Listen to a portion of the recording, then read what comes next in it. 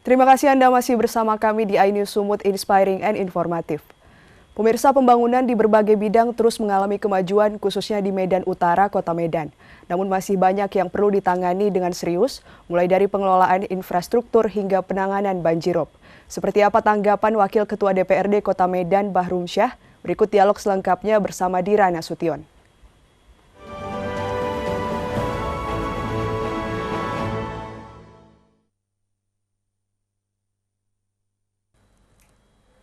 Halo, apa kabar pemirsa? Senang sekali dapat kembali menjumpai Anda dalam program iNews Sumut Dialog. Dan hari ini kita akan mengangkat topik seputar pembangunan di Medan Utara, tentunya juga bersama narasumber saya yang sangat luar biasa tentunya. Ada Bapak Haji Teku Bahrum Syah, SHMH. Beliau ini adalah merupakan Wakil Ketua DPRD Kota Medan. Kita sapa dulu, selamat pagi. Saya manggilnya Bapak atau Abang ini gimana? Ya, enaknya aja ya Bang. Oke, baik. Nah, ini kita mengangkat topik seputar pembangunan di Medan Utara, yang mana kita juga mengetahui bahwasanya Medan Utara itu sekarang perkembangannya cukup pesat juga. Tapi memang ada beberapa hal-hal yang memang harus kita benahi untuk mencapai pembangunan Kota Medan tentunya secara menyeluruh lebih baik lagi. Mungkin Bang Bahrum Syah sendiri mungkin bisa menjelaskan ini seperti apa, mungkin melihat perkembangan pembangunan di kawasan Medan Utara. Silahkan. Baik, makasih Dira. Assalamualaikum warahmatullahi wabarakatuh. Yang pertama harus kita pahami bahwa Medan bagian utara itu merupakan aset yang sangat potensial ya, yang dimiliki Kota Medan, karena di sana ada berbagai sumber daya yang ada ya. Tentunya selama ini itu memang kondisi real yang ada masih termarginalkan. Kita tahu di sana kemiskinan, bahkan sekarang ada istilah kemiskinan ekstrim, kekumuhan. Bahkan dari 42 kelurahan kumuh di Kota Medan itu 80% di Medan Utara tentunya. Ya, dan ini tentunya menjadi perhatian kita dari tahun ke tahun. Dan hari ini tentu ini di bawah kepemimpinan Wali Kota Medan, Bapak Muhammad Bobi Apif Nasution. Perhatian itu agak lebih tercurah khusus lagi. Dan ini menjadi suatu hal yang membanggakan bagi saya sendiri ya, selaku politisi yang berada di Medan Utara. Tentunya kita fokus sesungguhnya untuk membangun itu, ya regulasi yang paling penting ya. Kita bagaimana mengevaluasi regulasi, apalagi di utara ini, khususnya daerah Belawan, Labuhan. Hari ini kan tersandra dengan kawasan RTH yang cukup besar. RTH Kota Medan ini teralihkan ke utara semua. Dan ini menyandera pembangunan. Iya. Tapi alhamdulillah RT RW kita hari ini sudah dilakukan perubahan. Dan tentunya dengan ada perubahan RT RW ini, tentunya akan menjadikan Medan Utara khususnya, itu akan semakin mudah bagi kita untuk melakukan investasi-investasi dan akan merubah wajah Medan Utara ini yang selama ini halaman belakang akan kita coba menjadikan halaman depan. Iya, ini menarik nih. Lalu seperti apa kira-kira pembenahan? Baik. Untuk pembenahan yang tentunya sangat dibutuhkan oleh warga Medan Utara ini sendiri. Seperti apa? Baik, yang pertama kita harus evaluasi dulu daerah-daerah kantong kemiskinan. Karena hari ini kita tahu bahkan DTKS terakhir, data terpadu kesejahteraan sosial itu semakin paling besar di Medan Utara. Dari sisi daerah itu tentunya sangatnya sebagaimana saya katakan tadi, regulasinya, karena masyarakat di Medan Utara ini sebagian besar khususnya di Belawan itu mendiami itu daerah tanah-tanah yang bukan milik daerah Pemko Medan, tanah pelindo. Tentunya ini sangat penting juga regulasi ini bagaimana kemudian ada pemikiran ya dari pihak BUMN sendiri itu ya polanya bisa melepas asetnya untuk dijadikan aset Pemko dan Pemko akan membangun. Pola pembangunan itu tentunya dari sisi rumah dulu, karena di sana belum ada rumah masyarakat sebagian besar. Ada milik PT KAI, ya, milik PT Pelindo yang paling besar. Karena itu kantong-kantong kekumuhan itu kalau nggak itu dulu kita benahi akan susah tetap. Kita jadikan plat-plat ada rumah-rumah dan itu kita relokasi, itu salah satu. Mereka kita jadikan supaya punya rumah.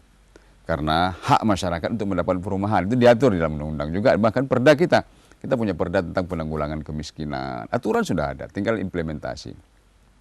Nah, setelah itu, setelah mereka hak-hak dasar mereka sudah terpenuhi, kemudian salah satunya adalah apa? Hak untuk berusaha. Nah, kita buka peluang yang selama ini utara itu jadi halaman belakang, tempat sampah apa semuanya, bahkan TPA kita juga di utara nggak boleh, TPA itu nggak boleh dan itu berbahaya. Dan itu makanya kenapa kita itu menjadi persoalan hari ini, itu tidak mendapatkan adipura selama betul-betul TPA kita bermasalah. Karena TPA nggak boleh, karena kita masih open dumping, kita harus nggak boleh sanitary landfill. dan tidak boleh berhadapan langsung dengan air ya. Jadi saya pikir memang berbagai kebijakan yang harus dilakukan sehingga daerah-daerah yang selama ini menjadi daerah-daerah kumuh itu harus dirubah. Ya, kita bisa membuat waterfront city, ya, wisata air, kemudian industri-industri perhotelan. Kenapa daerah lain itu bisa, utara itu menjadi halaman depan? Ya, Ancol, Pantai Indah Kapuk yang dulu rawa-rawa, Kapuk Muara, ya, rawa daerah tambak, sekarang bisa disulap. Bahkan jangankan daratnya, lautnya saja ditimbun hari ini. Begitu mahalnya laut.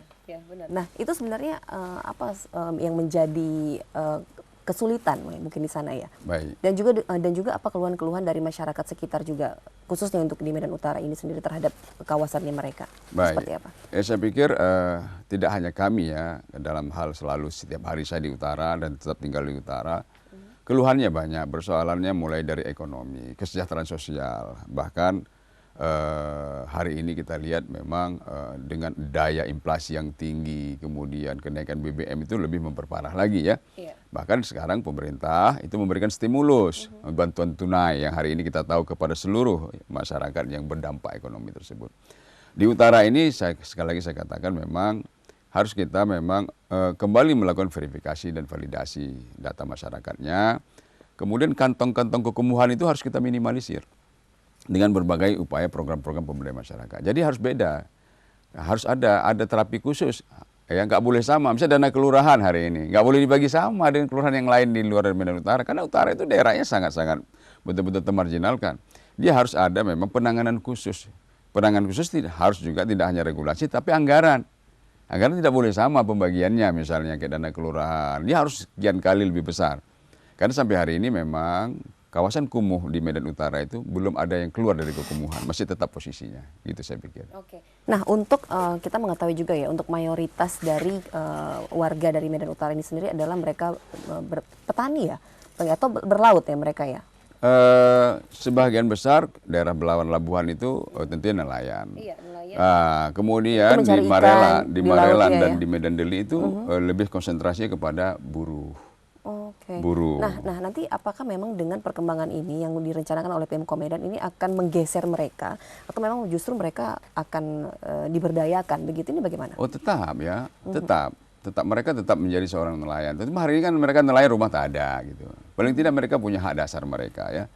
Kemudian ada peluang-peluang untuk berusaha. Kalaupun mereka nggak mau jadi nelayan lagi, mungkin ada beberapa hak kita merubah tata ruang itu, industri bisa masuk. Industri kemudian perdagangan bisa masuk. Hari ini di utara itu banyak pengangguran. Jadi kalau kita lihat tiap malam, tiap hari itu tawuran-tawuran, itu hampir rata juga banyak persoalan-persoalan yang ekonomi salah satunya juga mempengaruhi, dan pendidikan saya pikir. Iya. Nah, ini kita mengetahui apalagi sekarang ini banjir. Ini juga masih menjadi PR bagi pemerintah Kota Medan juga. Ini bagaimana kira-kira untuk banjir yang selalu dikeluhkan warga, yang memang kita juga mengetahui juga itu memang sangat berdampak sekali ya tentunya untuk di Medan Utara ini. Nah, ini seperti apa, Bang? Ya, hari ini kalau di tempat lain banjir biasa rob, dan pada saat ini juga sedang rob tinggi-tingginya di Medan Utara. Iya. Dan tentunya kita memberi apresiasi kepada Wali Kota Medan yang telah hari ini punya terobosan, yaitu melakukan penanggulangan rob. Walaupun sebagian masyarakat penanggulangan rob itu menginginkan peninggian jalan, tapi menurut konsep yang ada itu membuat tanggul. Ya tentunya ini perlu sosialisasi, apapun bentuknya. Kalau kita dari masyarakat, dari DPRD tentunya mendukung penuh untuk penanggulangan, untuk pasang rob. Ya, nah, tentunya tidak juga dengan penanggulangan ini kita berharap itu tetap menjadikan utara itu jadi halaman depan laut itu gitu, ya, menjadikan laut halaman depan. Saya pikir itu. Iya. Dan juga untuk nelayan di Medan Utara ini mengeluhkan juga untuk langka dan mahalnya bahan-bahan bakar juga. Ini apa yang membedakan mungkin untuk yang solar bersubsidi yang digunakan untuk mesin-mesin kapal yang mencari ikan mereka? Betul. Begitu, Bang? Dan bagaimana juga ini? Sesungguhnya subsidi untuk nelayan itu cukup, tapi disalahgunakan oleh oknum-oknum. Karena kapal yang mendapatkan subsidi itu menurut aturan itu kan di bawah 30 gross ton. Iya. Hari ini banyak menikmati di atas 30 gross ton. Karena apa? Pengawasan yang kurang. Makanya hari ini nelayan-nelayan kita yang 5 GT itu rata-rata semua tidak mendapat. Hampir semua yang subsidi ini masuk ke daerah-daerah industri perikanan. Dan mereka itu dilakukan oleh oknum-oknum untuk menjual minyak-minyak itu kepada kapal-kapal yang tidak layak untuk mendapatkan itu. Akhirnya nelayan yang hari ini persoalannya pengawasan. Kalau minyak cukup, makanya nelayan sekarang ini beli di SPBU tak boleh. Iya. Mereka harus beli minyak yang mahal. Udah ikan nggak ada, kemudian alat tangkap mereka juga sekarang ini ikannya sudah berkurang karena ada alat tangkap yang ilegal banyak beredar. Akhirnya memperparah kehidupan nelayan kita. Prinsip saya ialah kami minta kepada para Pertamina dan seluruh jajaran yang terkait untuk melakukan pengawasan. Jalur-jalur minyak yang untuk nelayan itu benar-benar diawasi. Jangan sampai itu masuk ke daerah jalur-jalur minyak yang tidak boleh dinikmati oleh. Iya, itu sebenarnya membuat pengawasan itu dari yang terhadap oknum tersebut itu apakah memang dari PMKO sendiri atau memang sudah ada? Iya, Atau tentu. dari Sudah ada Pertamina? sesungguhnya, Itu sudah ada ya. Di internal Pertamina sudah ada bagian mereka, kemudian di pihak Kamla, keamanan laut, kemudian itu kan mereka tahu itu mana kapal yang berhak Iya. mendapatkan minyak subsidi. Dan itu banyak, apalagi kapal-kapal transitmen yang ada di tengah laut, mereka yang nggak pulang-pulang. Itu minyak subsidi itu dibawa dari darat ke sana oleh ya oknum-oknum yang tentunya mereka memanfaatkan minyak subsidi tersebut. Saya pikir demikian. Oke, nah jadi untuk kedepannya itu nanti bagaimana cara kita Ya, untuk pengawasan. Lagi-lagi oke. pengawasan, kita mendorong ya, Pemko Medan memang tidak ikut dalam pengawasan aktif. Tetapi dari sisi hal untuk pengawasan yang langsung kita bisa mendorong Pertamina, kemudian pihak-pihak terkait supaya memperhatikan ini. Kalau ditanya kepada Pertamina dari sisi pemasaran kepada minyak untuk nelayan, menurut data nelayan, menurut mereka sudah cukup. Nah, tapi minyaknya itu memang itu disampaikan kepada memang daerah-daerah perikanan. Tentunya minyak ini kan murah yang subsidi. Tentunya potensi untuk ya namanya memanipulasi ini kan saya pikir ini disinilah perlu pengawasan lebih ketat dari masyarakat, dari kita dan dari aparat terkait. Saya pikir ini penting sehingga masyarakat yang sudah nelayan yang ikannya sudah kurang, minyak juga harus dibeli mahal, ya kan? Bahkan sekarang untuk mereka ke galon nggak boleh lagi pakai jerigen karena memang itu aturan tidak dibenarkan. Saya pikir ini menjadi perhatian lah dan kita juga ikut mengawasi. Iya, yang saya penasaran adalah Bang, untuk misalnya nanti kita mau membangun warga Medan Utara ini sendiri menjadi yang lebih berkembang begitu dengan memanfaatkan apa yang ada. Mereka memang adalah air ya di sana. Betul. Ya, dan sebagian besarnya juga adalah pelaut begitu ya, mencari ikan gitu. Nanti apakah mereka ini kan kita nih estimasi kita itu kan cukup tinggi untuk mengarah ke sana itu untuk menjadikan yang lebih berpotensi begitu. Nah, apakah memang para pekerja pelaut ini sendiri, nelayan ini sendiri itu memang kita berdayakan di sana atau memang kita ada punya memindahkan mereka begitu, itu bagaimana? Jadi begini, salah satu konsep nelayan indah ya, itu kan rata-rata nelayan di Labuan itu kan tanah milik pemerintah yang hari ini kemudian dibebaskan ke situ. Iya. Dan konsep-konsep itu bisa kita buat mungkin dengan pola rumah vertikal. Yang penting rumah itu tidak jauh dari laut, bahkan di pinggir laut. Bayangkan di lantai 5 bisa dia lihat sampannya gitu. Tidak menghabiskan lokasi yang sifatnya itu yang horizontal. Iya. Dia lantai. Sekarang kan perumahan yang maju, yang bawi itu kan yang vertikal. Sehingga itu daerah-daerah lain itu bisa. Maka kita minta tadi Pelindo untuk bisa melepas sebagian aset mereka untuk dikelola oleh Pemko. Pemko bisa mengelola juga daerah ini kan menjadi tempat-tempat pusat apa namanya pendidikan, pusat ekonomi.